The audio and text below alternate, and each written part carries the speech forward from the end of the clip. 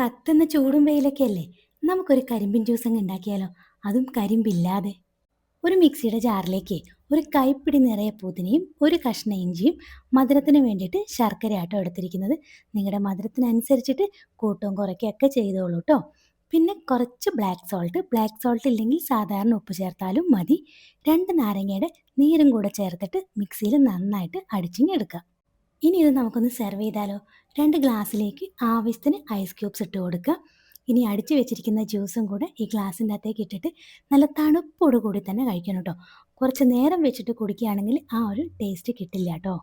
പെട്ടെന്ന് തന്നെ ഉണ്ടാക്കിയിട്ട് അങ്ങ് കുടിച്ചേക്കണം കേട്ടോ. കരിമ്പിൻ ജ്യൂസിൻ്റെ അതേ ടേസ്റ്റാണ് നമുക്ക് ഈ ഒരു ജ്യൂസിനും കിട്ടുക. എൻ്റെ ലച്ചുവിൻ്റെ അഭിപ്രായത്തിലേ ജ്യൂസ് ഭയങ്കര സൂപ്പറായിരുന്നു.